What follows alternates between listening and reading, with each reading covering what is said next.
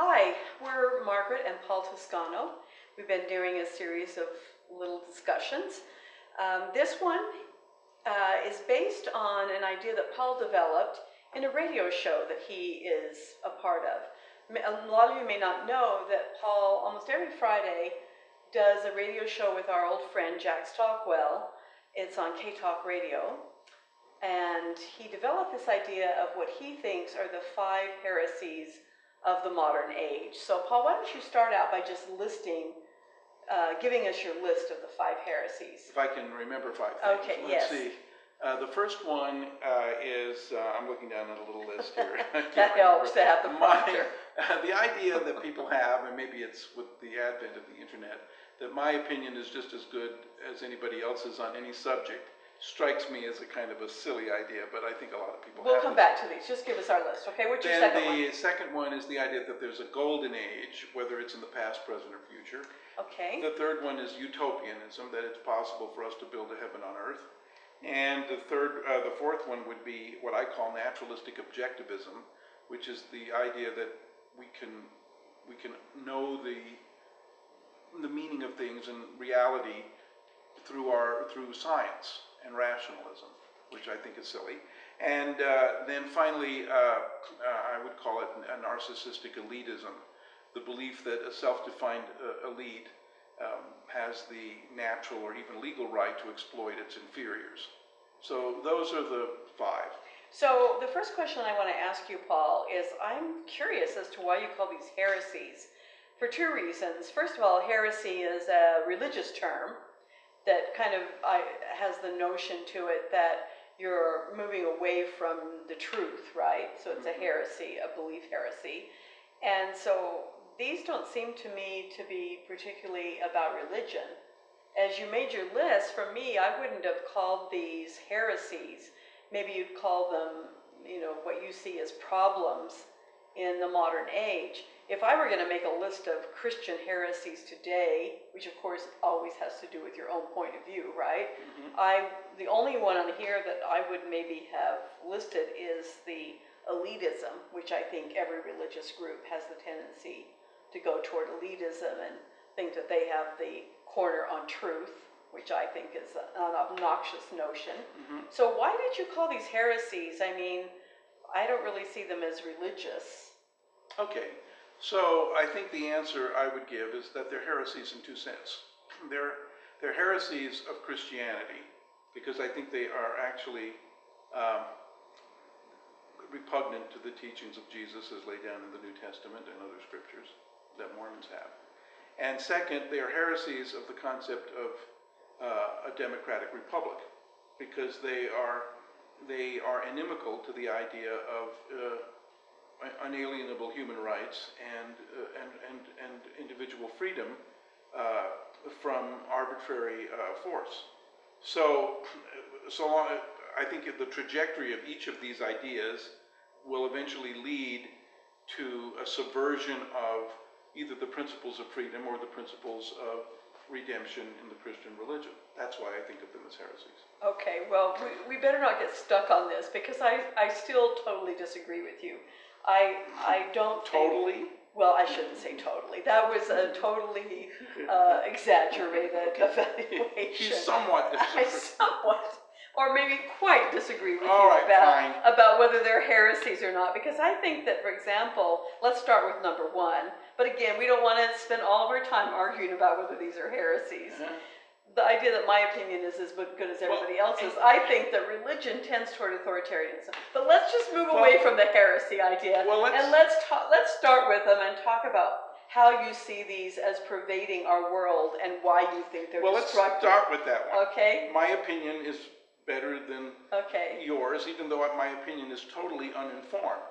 I mean, you have never seen this happen in Mormonism? I see it happen all over the place, but I don't see it's a religious idea. I think it's just... I really think it happens because of, in fact, you could argue this is sort of a democratic ideal, that somehow everybody should have an equal vote and everybody's opinion is as good as anybody else's. Well, I think equal vote is different. Yeah, well, but it's interesting that if you go back to the Greeks and Athens and sort of the inception of the notion of democracy, this was one of the problems that a lot of the philosophers had with democracy, the idea that somehow, people would think that everybody's opinion was as good as... Well, they didn't think that. They only let the rich people who were educated and had property vote. No, that isn't true in Athens. You had to be an Athenian citizen, and you had to be male, and you couldn't be a slave. But actually, you could be a poor farmer and have an equal vote with an aristocrat if you were male and an Athenian citizen. Well, I think the idea... But let's go back to, so why do you see this as destructive? What?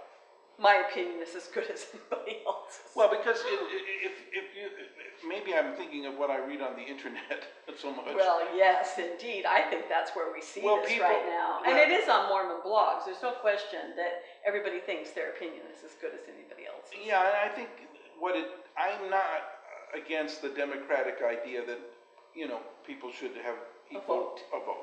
And because the vote is not only about what you know, but what you don't want to have imposed upon you. So it's a way of saying no to certain things. And of course, we don't have a literacy test anymore, and that creates some problems, but I'm glad we don't. Right, because it's used by an elitist group to eliminate the people they don't like, right? Right. So, I believe in one vote, but I believe that when if two bankruptcy lawyers, I'm a bankruptcy lawyer, so if I'm arguing about bankruptcy law with another bankruptcy lawyer, I naturally think my opinion is probably as good as that other lawyer's. Sometimes I find out it's not, that the person has more experience or more knowledge of a particular area. Or vice versa. Sometimes I'm arguing with a judge, or we say to the judge, but sometimes I find myself arguing with the judge. And my opinion, I might think, is better than his, but he has the final say because the law gives him the authority to make the final decision. I accept that. So, I don't always think, certainly if I were arguing with somebody or talking to somebody about sports or golf or something about which I know almost nothing, I would certainly not say much because I don't have an opinion about it, except, of course, I'm still irritated that I was thrown off the golf course when I would hit the ball into the clubhouse by accident. But still, that was because I was incompetent. I accept my incompetence in certain areas. When it comes to religion, I think people have the idea that because they have religious feeling or they are involved deeply in religious activity, that makes them experts in the field of religion, theology or religious history or the history of ideas, and they may not be. Right, I mean, I see that a lot on the internet where people are advancing rather passionately ideas that are really not very sound. And they have no basis for other than their opinion. Yeah, and I'm fine with people having that opinion, but what I see happening more and more is that people they're not particularly self-aware that they perhaps don't have the gravitas to be having such a strong opinion about a subject about which they know so little. And that, I think, is in a number of areas. Not only, it's in politics, it's in religion, sex, religion, politics, art, money, and death. Art, yeah. I mean, I think that's the reality of it. I mean, I think most people, if it's something like science or a technical knowledge, they will concede that they don't know. But you're right, in areas of the humanities, of religion and politics and sex, and also I see this with the arts all the time. Movies. Yeah, movies. They assume that everybody's opinion about a film is just as good as anybody else's. That there's no place for somebody who actually has expertise or has thought about it. And so maybe that's where you think it becomes. Yeah. I don't know if is it dangerous though? Well, is that or is it just annoying? There's a book. Is this just really a list of things that annoy you, Paul? Yeah, it is a list of but it's also it's deeper than that. Okay. Because there's a book called Misquoting Jesus. Like, for example, I think a lot of people like I was reading a blog recently, somebody was criticizing Jesus for having, cursed the fig tree or sending the swine into the pigs. Yeah, that's an old criticism. Yeah, it seems stupid to me. Because they don't really know the Bible that well. They've just made some list up. It seems stupid to me because it seems like you're imposing modern, politically correct feelings about pigs and fig trees on somebody who lived 2,000 years ago and is trying to make another point.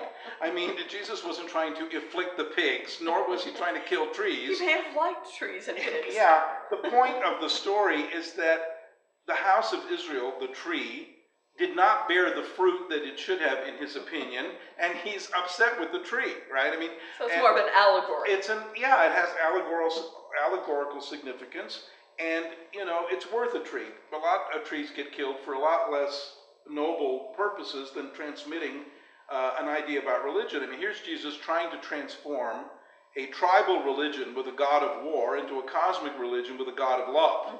And in order to bring about this transition from a tribal religion to a global religion or a universal religion, to try to change the view of God as a suzerain and a warlord, Yahweh, into a loving God, it's worth maybe a tree or a herd of pigs. You know, I don't know. I'm not going to bring judgment upon him, but I see a different purpose in these things. But if you're just looking at the narrow concept of modern ethics, and you're using that narrow concept of modern ethics and imposing it back 2,000 years, I see it as a sophomoric argument. Right. So what you're really upset with, which I agree with you, is that it seems as though rather than study things out and try to come to any kind of intelligent opinion about something, people just want whatever feeling they have, a knee-jerk reaction to be taken as seriously as somebody who has thoughtfully studied this out. Yeah. And which is not to say that, I mean, on one level I would say, well, everybody's opinion is valuable if you're thinking about it in terms of human rights or in terms of even a sociological study. Right. Well, I think everybody has a right to say these opinions. I'm not saying that.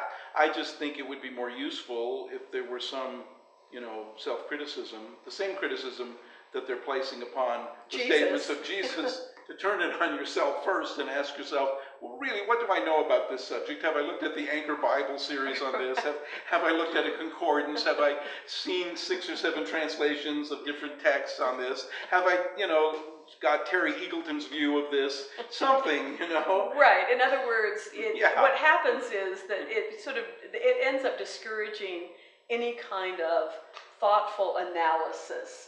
And it seems like we're really short in our current world with intelligent, thoughtful analysis of things. Although there's a place for flailing and ventilating and being just upset. giving your crazy opinion on something. Right. Which, in fact, if you're thinking of it as entertainment, can be rather nice, right? And somebody could cast that at us, saying, why didn't they read more and talk less? Let's go to the next one. Okay, well, why do you put the golden age? Why do you see that as a dangerous thing? Well, because the idea that there was some golden age, like in the Joseph Smith period, that was a golden age. Well, it certainly was not a golden age. I see it as a period of foment and a time of great creativity, but certainly not a golden age. There was, you know, I mean, I think Eliza R. Snow wrote a hymn about, think not when you go to Zion that everything's going to be peachy and keen, because it's not. And the idea that there's a Zion or a utopian, you know, past, and that we have to somehow get back to it, is as bad as the idea, which I think was had in the 18th century, that this is the best of all possible worlds. It certainly is not the best of all possible world. Although I think we can see a lot of technological progress. You know, I thank God every day for the sewer system. Yeah, me too. And I love my computer and the internet. Right. But there's also, we don't eviscerate people anymore and burn their, you know, they used to hang people until they were almost dead, and then they would open their bowels and then burn their entrails in front of them, and then tie their limbs to horses and then tear them apart and stick their head on a post. Yeah, they knew how to punish. They knew how to do capital punishment back then. Indeed. And I'm glad we don't do that anymore. Yeah, me too. And so there is progress. There's more sensitivity. The fact that we were blind at one time to homosexuality and then, you know, repulsed by it, and then finally coming to realize, what are we talking about here? This is a natural human expression. This is getting better. I mean, I think racism happens, but it's not, they're not hanging certain races from trees in the South anymore like they did. I think the last one that happened was in the early 60s. I mean, there seems to be sensitivity and progress. I don't think this arc happens everywhere, but generally speaking, it seems like things are improving. But to say that this is the best of all possible worlds, I think that overstates it. And then to look forward into the future and imagine some kind of utopian technological, you know, I think technological optimism is what someday we're going to put colonies on Mars, and That'll be the solution to all we're our going to have problems. mirrors in space that reflect the sunlight so we don't have to use fossil fuel.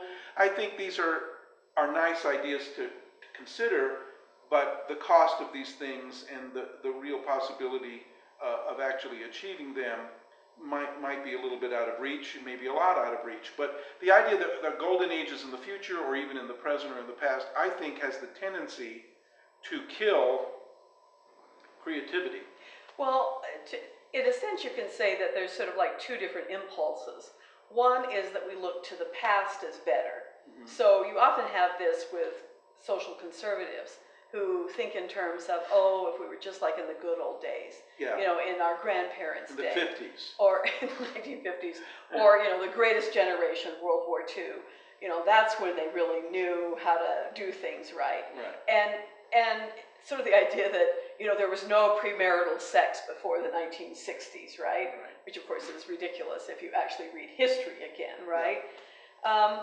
And then the opposite is sort of the progressive notion that we're gradually getting better. But I see problems with both. I mean, the truth of it is, so with the Golden Age, you could say, well, is one age just as good as the other? I mean, are there certain times when maybe there were like this group of just phenomenal people? I mean, you know, I'm certainly not a social or political conservative, but I mean, you look at, you know, Thomas Jefferson and John Adams, and, you know, there were some phenomenal people that seem to have been clustered there.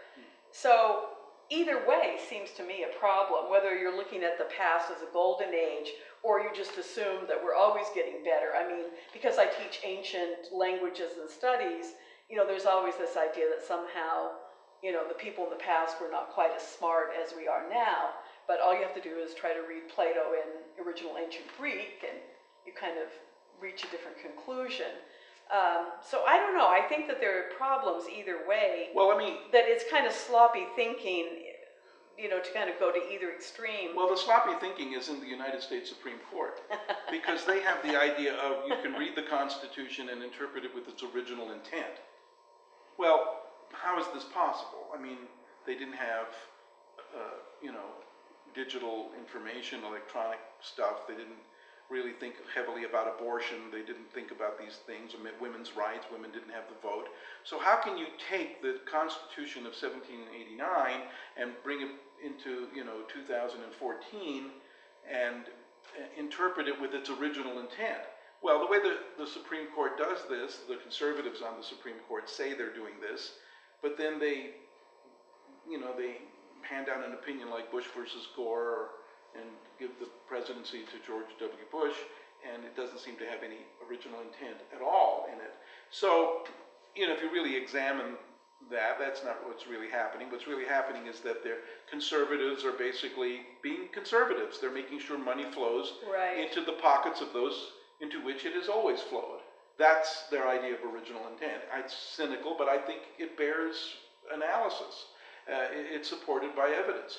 They will deviate from original intent when they want to. So the idea of a golden age in the idea of how we read the Constitution or the New Testament or all of this. I mean, the people will read it and read it literally and say we've got to, you know, literally have the Sabbath on a Saturday, or we're literally going to, you know, we have to have the Eucharist every Sunday. You know, I mean, it's not in the text that way. Right. And which is, again, making this past, the New Testament past, the constitutional past, we're making them into golden ages, as though, you know, if we could just get back to that, that would be the best thing to do. And yet, if we ignore the past and try to decide based upon what our current ideas of political correctness are, our current moralities, without taking into account the past and giving some deference to what has been thought before, we become alienated from our own cultural history, and we can make terrible mistakes. Absolutely. And by pitching everything into the future, we could ignore things that need to be dealt with in the here and now. So my feeling is that these are really ways of different mechanisms of denial in a way. And I think they're not useful any more than thinking that your opinion on a subject you know nothing about is just as good as the opinion of someone it's an anti-intellectual position. Right, and you know, as you're saying, I mean, to not learn from the past is also, you know, a stupid, foolish thing.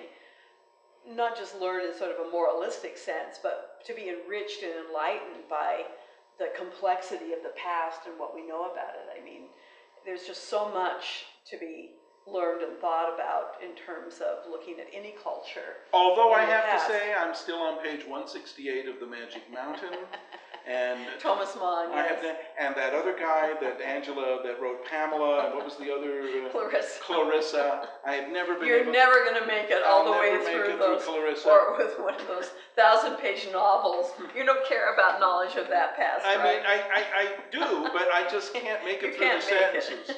They're just too long. No, that is a problem. Very Germanic. Yes. Well, let's get on to the next one, utopianism, which in a way is related to the Golden Age idea. It's to create one. Well, but let's talk about this. I mean, it's interesting in Mormonism that there is this concept of Zion, the notion that we want to create this perfect community where there's social justice and where everybody is equal. I mean, if you read the Book of Mormon, I really see that as one of the major notions of the really positive things that I see in the Book of Mormon is the notion of social justice, where, in fact, I think the Book of Mormon defines evil as the inequalities that we humans create. Absolutely.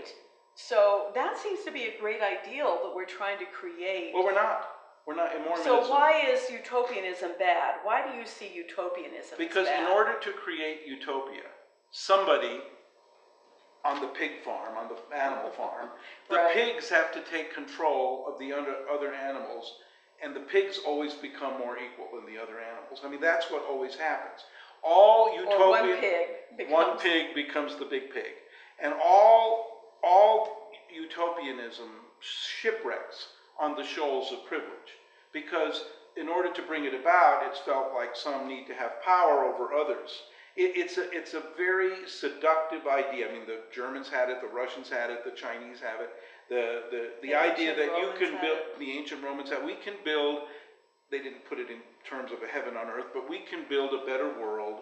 Philosopher kings, I think Plato talks about it in the Republic. Yeah, he thought he could. Yeah, he thought he could. That if we just, now in the movie Divergent, which I had forgotten that I'd watched, has in it the erudites who are going to be able to bring about a wonderful world. It always turns into a hell on earth. Well, I think it's really interesting if you look at popular culture that the dystopian film is very popular right now. Yes. The notion that, rather than creating some kind of a, the golden age for the future, the utopia for the future, we end up always creating the dystopia, right? Yeah. It becomes the animal farm, it becomes the divergent community, it becomes the giver, I guess, is another one of those books that this is true too, because what happens always, and this is also true in Plato's Republic, that as you said, there is usually some elitist group who feel like they know the best, and therefore it becomes a sort of control system,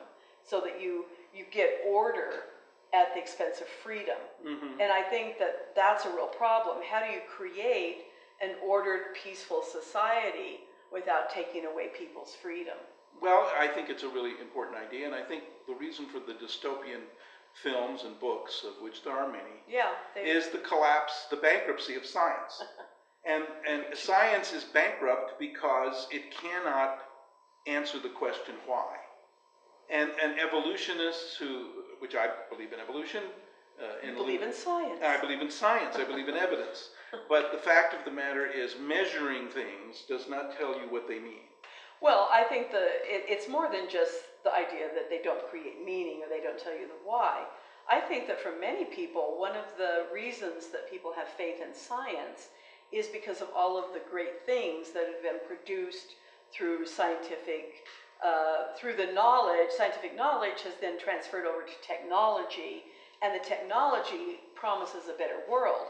So if you look at a lot of the science fiction of the 20th century, the idea was that science was going to be the thing that created this perfect world, right? Like public education. Really, public education. So we're going to have, so science, we're going to have the elimination of disease. Yeah. We're going to have the elimination of all human problems through technology. And certainly of course technology has helped. I mean, I'm grateful for antibiotics. And yet there's a limit to antibiotics. I mean, we're seeing this now. If you overuse them, then they become ineffective. That the viruses are very clever. Right. And they work somehow toward, finding a way to defeat all the antibiotics that Life we have. will find a way. Life will said Malcolm Hyman, or whatever his name is.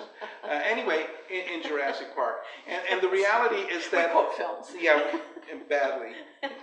Probably the wrong film. Indeed, yes. But the point is that science has made huge progress, but it has not outstripped the expectations of the population. We have Ebola in West Africa. We now probably have 2,000 or 3,000 cases of it. Many people have died.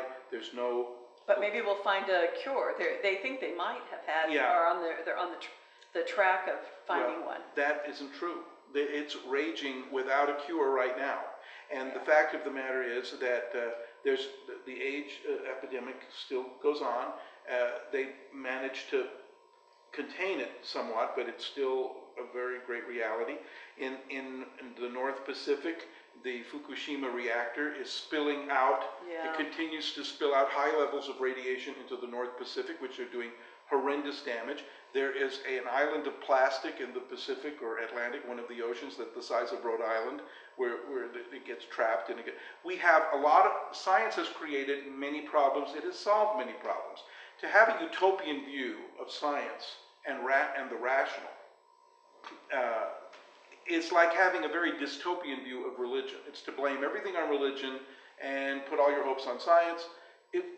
I think these are heretical, it's poor critical thinking. I mean, it's true, religion, the Crusades, you can think of plenty of bad examples of religion gone bad. But you also have the critique of the Crusades comes from religion. You've got St. Francis coming from religion. You've got abolition coming out of religious. Martin Luther King came from a religious tradition. So let's talk, though, about with science. I mean, to me, if you go back and you said that you think the problem is that, of course, science can't deal with the question of why or meaning. But I really think that if you look at the misuse of science, in other words, that where science goes wrong is because we don't have a critique going simultaneously of our own ethics and especially our greed and our self-centeredness, the self-centeredness of any culture or any person, where we hooray for technology as long as I am able to be in control and I can have a nice life. But the notion that we're going to think about the whole planet, I mean, obviously there's a movement toward this kind of thinking with the ecology movement, which in a way is a critique of the misuse of science, that we have used our technology really to conquer the earth and to use the earth for our greedy ends without thinking 100 years in advance. Well, fracking the ground. Right. I mean, I don't know whether that's, to me it seems like a pretty irresponsible thing to do when it could contaminate the aquifers and make it so that ruining the environment. On the other hand, I understand that we need oil, but I also understand that the people who are invested in oil will stay invested in oil until the last drop before they move to some other form of energy that might be more expensive. I understand how, see, when we picture scientists, we picture the young woman or the young man, fresh from college in a white lab coat, with test searching tubes. For the truth. But the reality is science is a corporate enterprise. It's backed by people like Pfizer and who else, Halliburton maybe, and I don't know, these big corporations, Mobil. And they go out there, and it's a corporate endeavor that requires returns to shareholders. Well, medicine is the same way, right? I mean, and again, there are enormous things that I'm grateful for. I'm going to have a knee replacement. Yeah. And I'm very grateful that I'm going to be able to have my knee replaced. And you couldn't do it without this corporate effort, probably. No, I probably couldn't. On the other hand, what are we losing? So this, as someone who studies the ancient world, one of the things I always worry about is that if you have this view of progress, like we're always kind of moving upward and onward, we never ask the question, what are we losing? Yeah. What are the negative things that we're introducing at the same time that we have these new, technologies? Mm-hmm. I mean, even in terms of knowledge, I mean, obviously the internet has done enormously wonderful things, but we don't ask the question, are we also losing things? Have we lost knowledge that somehow has been left behind? We don't ask enough about the negative effects of what seem to be advantages. Right, so I think that the utopian dream is the most, to quote Malcolm Muggeridge years ago, who said is the most absurd of all dreams. Because the idea that you can create nuclear power, and then the nuclear power has, what happens at the Fukushima reactor, Nagasaki, Hiroshima, you have the negative side. You have the dream of wealth. Mm-hmm. So we print more money and we have more quantitative easements that the Federal Reserve does, and then all of a sudden you print more money and the money becomes worth less and less, and then you create disaster in the third world by some of the economic repercussions that happen there. You create a democratic republic like the United States, but in order for its people to live at a certain level of the economy, we have to exploit others. The labor of other right. countries. It's not. We have to be realistic, and utopianism is a denial that everything has its shadow, as you said about Carl Jung saying, God has a shadow, everything has a shadow, and we have to take cognizance of the negative side of things. It's part of it. And I think utopianism is a kind of an exercise in the denial of those things. So I think that even progression, the belief in that we're progressing, can be a denial sometimes of the shadow right. of any kind of action, or that we're not willing to look at what price are we getting this new technology, this new idea, this new way that we're doing things. What have we lost? And a lot of times we don't know. No, we don't until we actually go through it. We don't know. And we're not the experts who put it together. We don't know what's going into the cell phones, what strange metals or chemicals might be produced in the process of creating these electronic devices. I'm not knowledgeable about it, so I have to leave it to people to regulate these things. But, and then you have all these conspiracy theories that arise upon our ignorance. What do you believe again, right? Yeah, what do you believe? What do you believe? Well, how do you sort through all of the evidence? Which is a difficult thing in our contemporary world. Well, let's get to our last one. No, which, it's not the last one. We're not the last one? No, the second to the last one. Oh, no, I thought we did naturalistic objectivism. We were talking about science and connecting it to, so what else do you have to say about that? Beyond utopian views that are created by science. The naturalistic objectivism, just to make a clear statement about it in my mind, is the idea that we can solve all of our problems through reason and through science. And I don't think that we can think that way. I mean, a lot of solutions arise out of the imagination, out of literature, out of poetry, out of music. Things that come, a lot of people work really hard in the sciences and technologies and in industry, and then when they finally get their money, after they buy their Porsche and their 7 houses, what do they want to do? They want to go visit Europe or China or South America and see the cultures of the past, learn different languages, collect art, right? So that's good, isn't it? I think it's really good, but sometimes in building up the money to be able to do that, they destroy a lot of culture, they destroy a lot of art, and they make a wreckage of the universities today are in a terrible state because most of them are corporatized. Most of them are about money. Most of them are not delivering to students the value that those students are paying for an education. And I could say the same thing about the justice system that I'm involved in. I mean, if you peel it back, it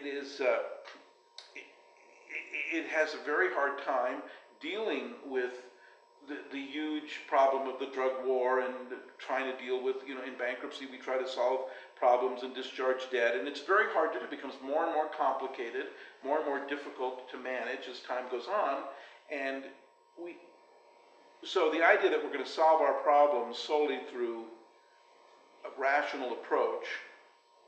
Do you really think that we live in an age that, I mean, obviously we live in an age where people value science, and again, I do too. I mean, I do believe in certain kinds of progress, right? But this is my question. I don't really think that we live in an age where reason is dominant, that that's what people value most.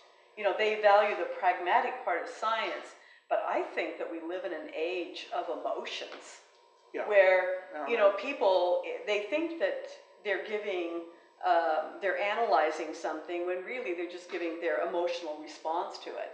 If you look at what most people do on the internet, I really think it's about emotions, telling about your feelings, telling about your story, which again, I'm glad that people are talking about their experiences, but I don't think we value reason that much. I think we value emotions I agree with you. much more. I will amend my heresy there, because it isn't just this trying to retreat into reason, but I agree with you that there's also an equal retreat into emotion.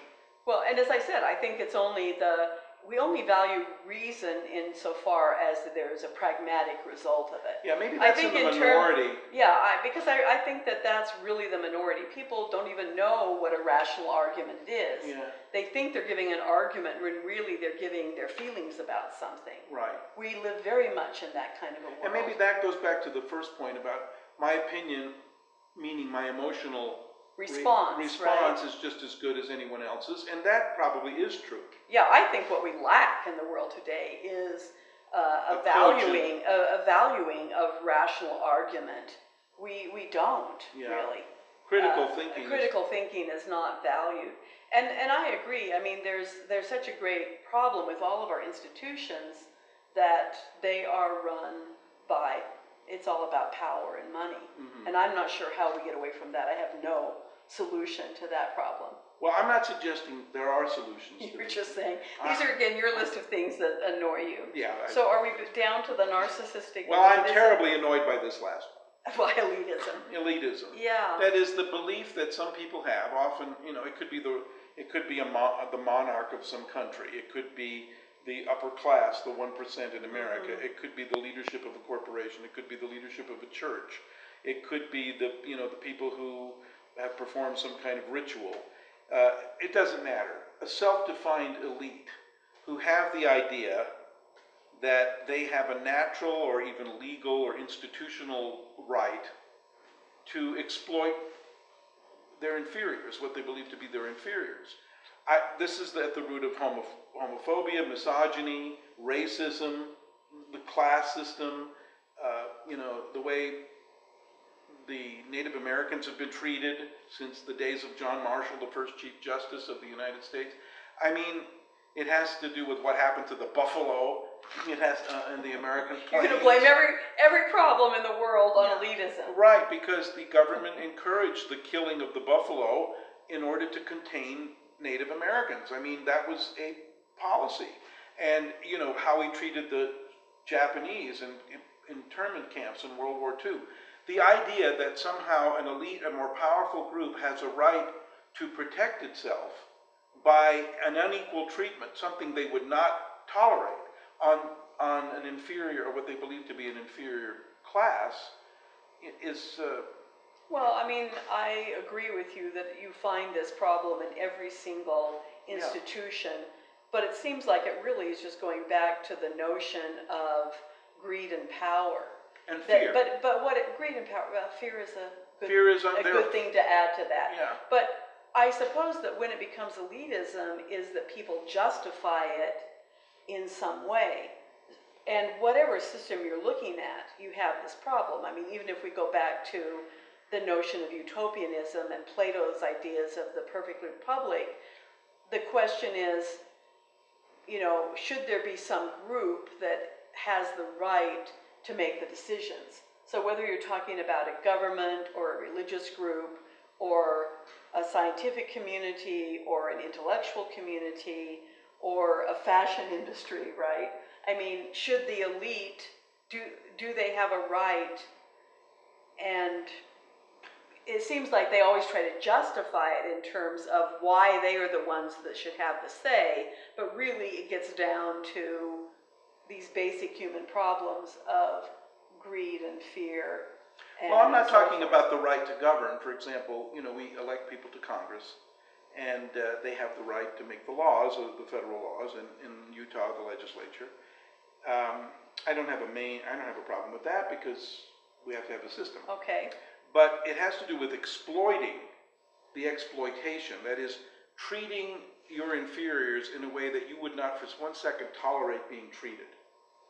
So the question is, should the Congress of the United States be able to pass OSHA laws, safety and health rules that govern industries, and yet exempt itself from those laws? Should they have a health care system that protects congressmen and senators and their families and insures them, but deny a health care system to the citizens of the country? Well, should they be able to let the President of the United States, without criticism, send drones into Yemen and destroy, God only knows what they're destroying, without us knowing it? I mean, when does government cease to be by the consent of the governed? Even in a democratic republic, these are very difficult questions. I'm not suggesting that it's easy. I am saying, however, that there is a sense that I feel is growing that if you have power, then it might make wrong.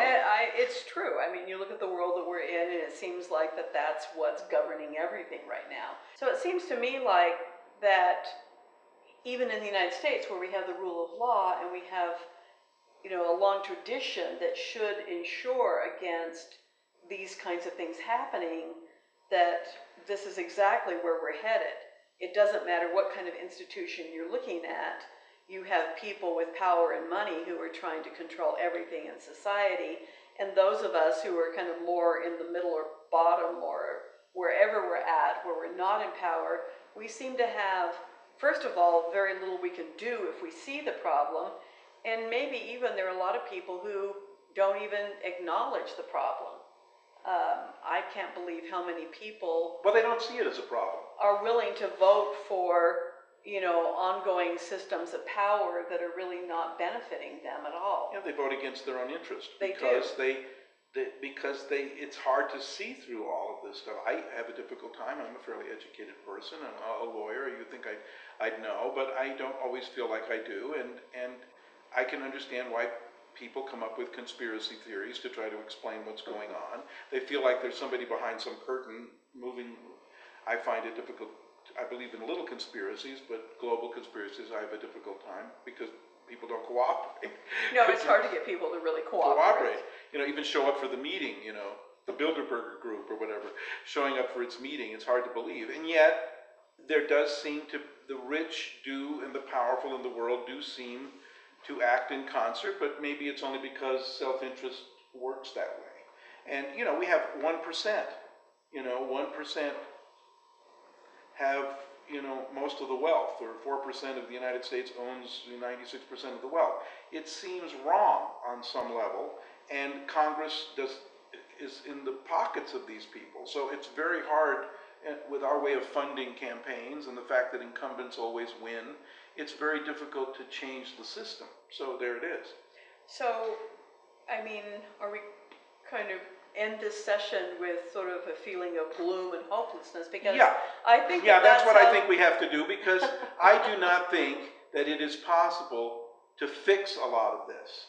I think the adversity that we're involved in the challenge is I don't think we should stop trying to fix it, but I think here, as I come to the end of my life, it is going to happen tomorrow probably, but I'm at the last part of my life. I've spent a lot of my life thinking that maybe we could make a difference, and I realized that I came in medias res. I'm going to leave in medias res, and that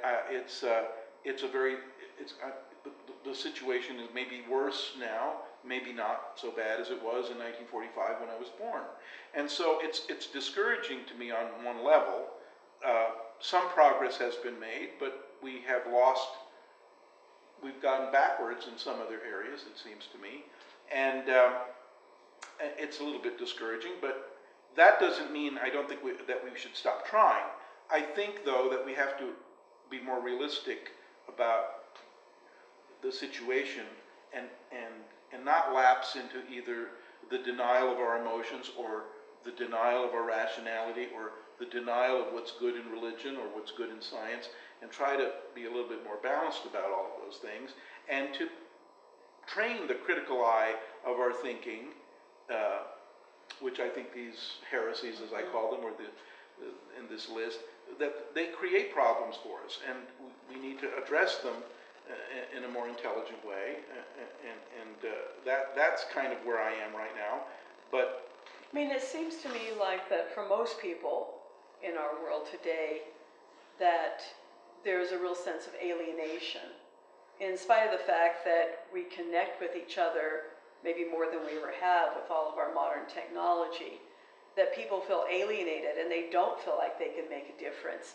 And that in fact, there's more of a feeling of the most you can have is trying to find some kind of personal space of peace, maybe a personal space where you're trying to eliminate, you know, at least not doing anything really bad to the world, that you're kind of trying to eliminate your, you know, your ecological footstep or whatever they call it, footprint. Mm-hmm. And so people are trying to, you know, not perpetuate evil. Not do harm. I think that that's a common feeling. I mean, not for everybody, obviously, right? But I think for a lot of people who care about issues, they'll say, well, I've got to find personal peace because I have to live with myself from day to day. I'm not optimistic that I can solve these huge problems. We feel helpless, but at least I can try not to do harm, which doesn't seem to me to be a bad response. I mean, maybe that is the best we can do. I mean, I still try. I mean, here we are making these videos. I'm not thinking that I'm going to bring about a lot of, you know, big changes, but, you know, I don't want to give up either. Well, how do we balance this, I guess, is what I'm asking. My final kind of salvo on this is if I went down that list of my annoyances, as you call it. And yeah, more annoyances than heresies. If you find a common thread, it is certainty. That what ties these together, whether you believe in a golden age or, you know, you think you should be able to exploit somebody else, or you're narcissistic, or believe only in science, or whatever it is, or believe only in, you know, your view of Jesus, whatever is your certainty. It's the certainty that allows you to feel justified in diminishing someone else. Right. And that you don't realize that your opposition may hold in trust for you something that is valuable, that you need, to which you are blind.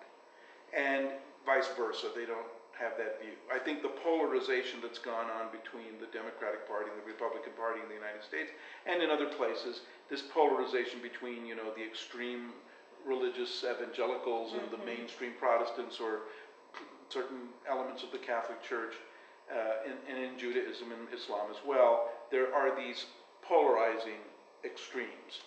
And it has to do with the fact that one can feel so certain that they are willing to completely disparage the opposition and impose their view. This, I think, is what ties together that list of annoyances, as you call them, that I have. And actually, I like that conclusion, because for me, that creates an ethics that goes beyond just simply withdrawing, finding my peace, and trying not to do harm. It's still, if you say that, you know, having this certainty is a problem, then the response is not simply withdrawing, but it's an opening up. Right. That I have to be open toward the other. Right. You know, the other in every sense of that word, that I have to view the other as equally valuable as myself, whether we're talking about the other of nature or the other of, you know, another nation, another people, another time. You know, that we're not closing ourselves off, but in spite of all the pain of the world that we live in, we're willing to still be vulnerable toward possibility. And it's not dogmatic, it's not elitist or certain, but it's sort of a vulnerable, open position toward new experiences, new people, even vulnerable toward hope, which it's easy to be cynical, I think, in the world that we live in. But I like this idea of that really the critique that you're making is about opening up to other possibilities. Yeah, and to kind of bring it back to Mormonism for Margaret and I, Margaret was excommunicated in the year 2000. I was one of the September 6 excommunicated in 1993 in September, this is September 2040. Yeah, September. So it's 21 years this month. I would not have excluded those who excluded me. You would not have excommunicated those who excommunicated you. And I feel that idea comes from they didn't want to be contaminated. They want the doctrine to be pure, the church to be pure. But this is a nonsensical idea. I mean, the idea of purity by exclusion is directly contrary to what you've been saying about being open and embracing. It's embracing rather than inclusion. Right. That is, the love of God is inclusive.